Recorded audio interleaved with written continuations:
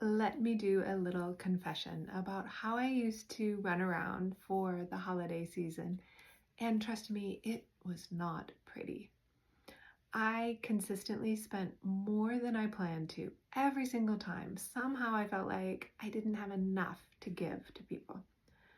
I would get really worried about, do I have the right gifts? And that just felt like an expression of anxiety. It wasn't like I was trying to be extra thoughtful. I was just feeling anxious that I wasn't going to do it right. I ended up watching a lot of TV, just staying home, sitting on the couch watching movies because it felt so tiring at the end of the day, all this run around. I used to get on an airplane every December and go see family. And you know what it's like when you travel over the holidays. I would just constantly worry if I was doing enough for gifts for my family, spending enough time with them. And I was stressing about every single holiday event. What would I wear? What would I bring? What would I bake? I used to also make cookies as gifts for people. And while I love to bake, this was not the time for me to be baking for people. And this is kind of the worst one I did. I would knit for people. I would decide around October or November some holiday knitting gifts. And I would start these projects and try and finish them before the holidays came. And there were many nights where I was knitting the night before I was going to see that person, trying to frantically finish their gift. The gift was still on the needles. Forget about even washing and blocking the object. It was so hectic. I took on too much. I focused on things that were just so far outside of my values. I was really trying to perform. I was trying to recreate holidays that I experienced as a kid, but they were put on by multiple people, my grandparents, my mom, my aunts and uncles. And I was trying to recreate that just all by myself. I was doing things that were extremely stressful, trying to please others. And honestly, if you're a knitter, you know that it's best not to knit for other people because knitting is so personal. They might not like it. They might not even wear it after you've put 20 or 30 hours into it. I was making assumptions about what people wanted. I felt disappointed. I felt I was disappointing other people, and I was exhausted. I just was not setting limits on my time. I did not have good boundaries around it, and I was just overdoing it. And I would say my predominant emotions were rushing. Is that an emotion? Like hurried, stressed, and guilt. And I don't know why I persisted in that behavior for so long. Like, how would you describe the stressful parts of your holiday? Did you do any of these things? I know I'm not the only one. There is a better way, for sure, for us to deal with the holidays. We can make a shift and a change in what it is that we're trying to accomplish by focusing on process, not product. So the usual way that we might describe the process is, the definition is a series of actions or steps taken in order to achieve a particular end. So like goal oriented. And this is really focused on the product, the holiday, the finished object, being done with everything. The important part is kind of at the end. Like, oh, I think I'll have all these cookies to give to people, the end of it. Process is usually asking, what do we get? What's the end result? Will this solve my problem? Will it guarantee me some kind of sense of safety? Will this make me and my friends and my family happy? Can I have something because of this product that I want? However, we're paying a huge cost when we think about process this way. It focuses only on the end result, and that's like leaving that as the most desirable aspect of what we're doing. And it might relate to your values, right? Like, I value my family. I want to give them gifts and feed them delicious food. But rushing to the end is not value-based. My value is not to exhaust myself in service of what I think my family might want. That's not value-based at all. And so many people are telling me, I just want to get through these holidays. I just want to get through this next event and then I can slow down. That's an illusion. The process of running ragged will continue. This is about production, franticness. This relates to capitalism, where we tie our worth to what we're doing, what we're producing. And then we think satisfaction will come at the end. We delay our pleasure for the outcome at the end. There is a better way. There is such a better way. And it relates to how you think about the process of getting to the product. So we can broaden our thinking and really differentiate process and product. Product is the end piece. That finished scarf that I made, that batch of cookies that's all packed up, the holiday meal, we sit down to eat it. Those are the products of the holiday process. Now, process includes the entire experience, and it is not at all hyper-focused on the end goal. In fact, it is not exactly related to the goal at all. Process is the time from the original idea, when I think, oh, I want to bake some cookies, to imagining which cookies I want, finding a recipe, going to the store, making sure I have all the ingredients, setting aside time to make the cookies, actually doing it, baking them, trying not to over-bake them, packaging them, delivering them to friends, and then they will enjoy them and I'll have a memory of it. That is the process of baking cookies. It is not just about the finished cookie. So let me give you some more examples. With knitting, I'm knitting a shawl right now. And it started with browsing for yarn. I got some beautiful mohair yarn when I was in Paris this past July. And it's so delightful. It inspired me to write a pattern. So I bought the yarn after feeling lots of different yarns. I bought the yarn and needles. And I sketched out an idea of what I wanted it to look like. I wrote out my pattern. I have put a lot of hours into it already. It will continue a little bit longer. I'll have some more knitting this month. I'll probably be finishing it by the end of the month. I'll bind it off. I will block it. I'll do all the things that involve touching this beautiful goat wool. And I'll wear it. And that's the whole process. If I focus on that entire process, it gives me a happy memory. I was on the retreat that Aurora and I host every July, and I was shopping at Le Bon Marché and wandered into their craft section. It wasn't my plan at all to go look at yarn, but the Bon Marché is a great place to shop, and the yarn really spoke to me. That's a beautiful memory. That's part of my process, and that will be with me when I wear the shawl. Here's another example. The process also includes me gaining more experience as a knitter. Every time I write my own pattern, I improve my knitting skills.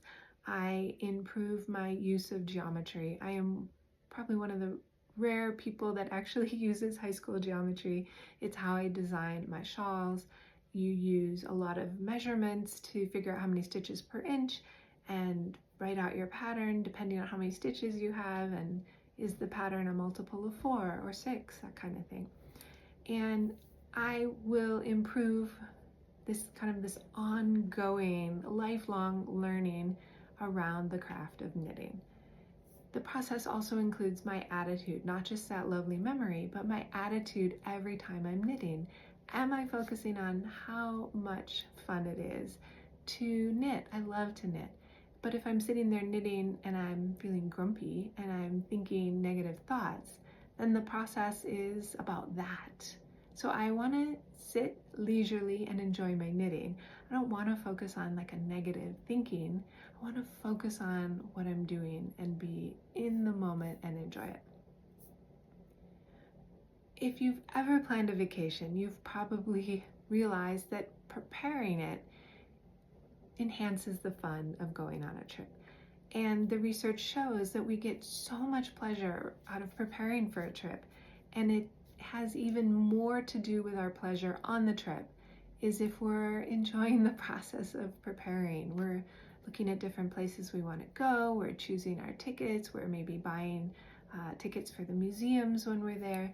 The idea of going, that's the whole process. You're planning it, you're getting your tickets, etc. Then you get on an airplane and you go there, and then you come back. And so the end, the product, is to return home. And we don't skip the vacation just because the end product is to end up right where we started. We go because the process of traveling, we enjoy setting up our itinerary and we enjoy being there. Now, there's a lot of people who hate to get on the airplane, or they hate a crowd or waiting in line or whatever it is. There's parts they don't like about travel. And I think you can change your attitude on that by focusing on the process. The process is going somewhere and the pleasure of going somewhere. Remember, it's all process when you go on a holiday. So think for just a moment, how do you like your vacations? For me, I want to have fun. I want to learn stuff. I want to be friendly and meet people, and I want to be inspired.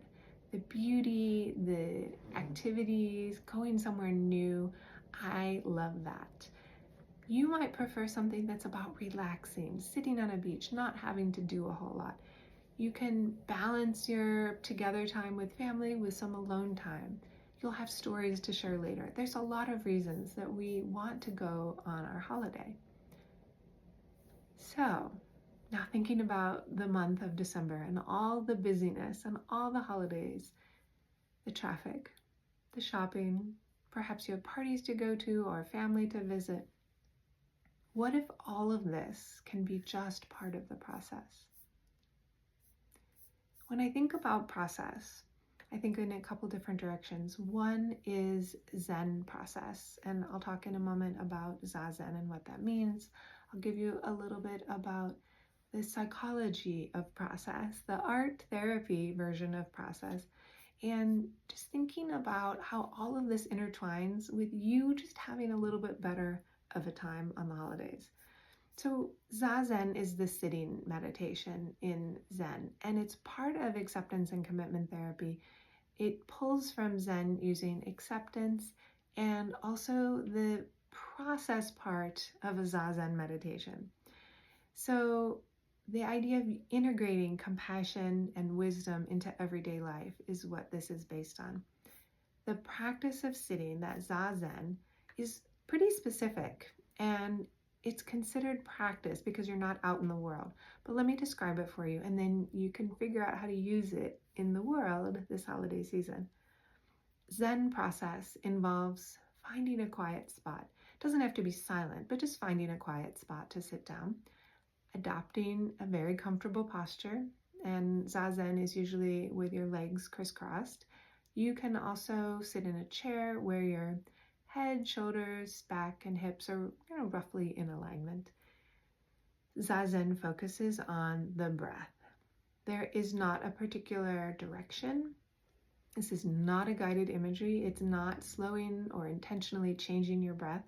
It's simply noticing the breath in and the breath out. It's noticing maybe the air feels a little cooler on your nose as you're breathing in and a little warmer as you're breathing out. It's all the awareness, and it's not trying to change it at all. And finally, it's about observing your thoughts. The observation is the process. That's the entire experience, is observing your thoughts. Letting them rise, letting them fall, not trying to attach to them or push them away. There's no imagery for you to think about. There's nothing to control. It's simply observation. And this kind of Zazen process works if you have 20 minutes, works great. It works if you have 1 minute. You can just pause for 1 minute and engage in this Zazen process. Now I can almost hear some of you saying, I have 0 minutes to engage in a Zazen process. You can still do a Zen process anywhere. It doesn't require you to sit. And this is where ACT really takes it into the world, where you apply what you might use anywhere, anytime. And you can practice that Zen process when you're eating, when you're hugging, when you're doing your dishes. You can also do it when you are shopping for gifts, when you're stuck in traffic, when you're at a holiday party. You can use it when you're feeling sad and have sad memories.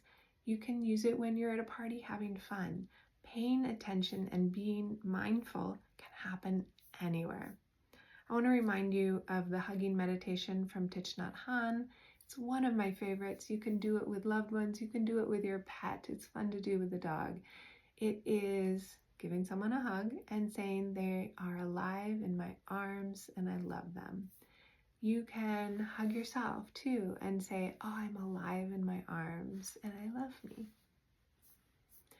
If you consider process as the way, and the way is the process, you can be extremely liberated from kind of that mental tyranny about how your holidays go. So let's talk about the psychology aspect of this. The psychology of process is really emphasizing the journey rather than fixating solely on the outcome of things. That idea you've heard probably many times before, that how you do anything is how you do everything. And it comes from a variety of sources. I was unable to find an original source for it, but it means that if you can relax and be non-judgmental in a moment, you can do it later too. So art therapy also focuses on process, and I'm sure you've heard me on Instagram talk a lot about this, process versus product in art. And the process of making art, super fun. You're just moving things around on your paper. The product is when it's done. You can pin it on your wall and have a look at it. But art therapy focuses on the process. What's it feel like to make art? What comes to your mind? What are you aware of in the moments of art making? So both of the fields, psychology and art therapy, emphasize process over product. We can appreciate that someone maybe ran for a political position. They didn't win, but they took on the experience. They brought new issues to the table that maybe now the other candidate has to address. The process is valuable. Even if they didn't win, they made a contribution. So you can find process in almost anything that you're doing and find value in it. So engaging with the steps of process actively helps us grow. It helps us feel better. It increases our satisfaction and our well-being. So here's some examples. Problem solving. Any problem you have that you're trying to solve, it's a process of figuring it out. It is happening every time you make art, every time you celebrate a holiday, play a sport, sing in a choir, plan a vacation, prepare a meal. All of these things relate to process, not just product. There are a myriad of examples where you can learn from people doing different things. So education, I want to be a lifelong learner. I want to constantly be learning. There is no product of my learning. I have a degree. However, it doesn't mean I'm done learning. I make art, and it doesn't mean that, oh, check, I'm done making art. I keep making art. It's an ongoing process. I've already mentioned baking, but relationships. Imagine going deeper and deeper in relationship with your best friend, with your significant other. I'm at year 31 with my husband, and it is a process. There's no end goal here. Think about people who play golf. That strikes me as one of those activities you can do till you can't do it anymore. My grandfather played golf until he was 90, and it was a process for him. It was so much fun. He just loved to play golf. He and my grandmother spent lots of time on the golf course, and that is a process where they become better at the sport, really without an end goal. A health journey is a process. A spiritual path is a process. There's no end goal in discovering your health or your spirituality. Living in your home is a process. Decorating it is a process that takes time. And parenting is another one. Being in relationship with your kids is a process. It constantly has to change. You have to evolve in all kinds of ways. Anais Nin also said, life is a process of becoming, a combination of states that we go through. And she notes that where people fail is they wish to get to a certain state and then remain there. And she says, this is a kind of death. When we stop the process and we just think, oh, I'm done growing. This is my job. This is what I do. Nothing changes anymore. It doesn't feel good. When you think of process as the way, right? It's the way through the holidays by being in the process. You can start to imagine how you want to be as you're moving towards your goals. You have specific goals for the holidays, perhaps, but the process is about mindfulness, making contact with the present moment. The product is only one aspect of it. Most end goals are part of the big picture or the context of your life. They are not the highlights. It's how you work to accomplish something that is what you'll remember. Now, there's a number of health benefits to focusing on process instead of the product. Process involves mindfulness, and I've already mentioned the psychological research is abundant that mindfulness will change our brain in a literal way. It will relax our brain and it gives us greater capacity to think.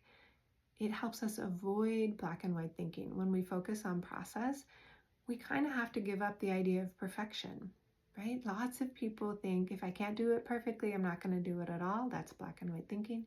Process allows us to just enjoy whatever's happening, whether or not we've done it perfectly. And P.S., there is no such thing as perfection. You can decide, oh, I'm on a health process, and you can go to the gym. And one day you don't go to the gym, and it doesn't mean that you failed. It just means, oh, skipping the gym today was part of the process on my health journey. Every day does not have to be perfect. It goes the same for if you're establishing a mindfulness practice or you want to have a particular kind of health. There is no end point. It's all process. One bad day does not failure make. Value-based pleasure and enjoyment are allowed to happen on the way. The process can be enjoyable for whatever you are doing, and you do not have to wait to feel good. You're allowed to experience pleasure during the process. In fact, you're more likely to experience pleasure during the process. Remember I told you what my holidays used to be like and how stressful they were, and I kept focusing on doing all this stuff for other people that I was guessing they would want? Well, my holidays have changed over the last few years, and I started to remember that giving a gift is supposed to be fun, not anxiety-inducing. And the perfect gift is non-existent. I can get someone something they might enjoy, but I don't have to obsess about it anymore. I can enjoy the hunt, I can enjoy what I'm making. And by focusing on what I'm grateful for, it's really helped me calm down a lot. I want to focus on what I think is important, which is, of course, being with my family. It's not about the presents, it really is about being with them in the moment. I also eliminated knitting and baking for people for the holidays. It was taking so much time, it was so stressful, and it's just not part of what I want to do. I love homemade cookies. I might make some, but I'm not going to organize a whole lot of gifts and buy all these cute packages and give people cookies anymore. It's just more than what I want to take on in any given holiday. I love museums, and so my family and I are going to hit up a couple of different museums in San Francisco over the break. There's some things that my kid is going to love, and of course my whole family will enjoy having coffee at the museum cafes. I have no travel plans. I quit flying on the airplane in December, maybe 3 or 4 years ago, and I thought my parents would be so upset that I didn't make it for the December holidays. And they didn't mind at all. I was making huge assumptions. So I go see them over Thanksgiving, and it works out great. I am no longer facing these travel delays. One year I was stuck in Cleveland for an extra 5 days, and my husband never made it out. His flight was canceled and he couldn't rebook for the entire trip. So no more travel in December for me. I also get new pajamas every year. Every year for my birthday, which is in December, I go get a bra fitting at Alla Prima in San Francisco, and I get some new pajamas. It's just so enjoyable. It's the time of year for me to get new jammies. I also set my intentions for the new year. On my birthday, at the beginning of the month, I choose my word for the next year, and I start to make my plans so I can be preparing to make that change that will happen in the new year. I have a whole new set of great feelings, and I've gone from rushed and stressed and guilty into feeling excited and inspired and having a lot of fun. I might be busy, and I am, yet I'm enjoying myself so much more. The busy is because I chose to say yes to go out with friends or go to museums. It's a totally different holiday experience. So if you're thinking, how can you do this for yourself? I want to give you some ideas. Think about what you hate about the holidays, what you hate about December maybe, and then what you love about it. So this list, draw a line down the middle of your page. On the left, you put what you dislike or just what doesn't feel good. And on the right, you put the list of things you enjoy. And I'm not saying you have to eliminate all of those things that you dislike.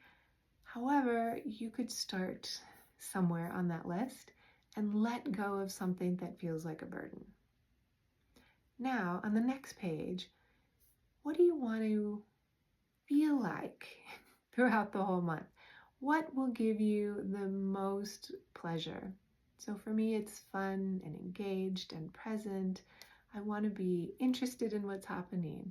How do you want to feel throughout this process? Not at the end of the month, but in this process, what would you like to experience? When you make your list and you do this writing project, I want you to pause and notice what it was like for you to make this list.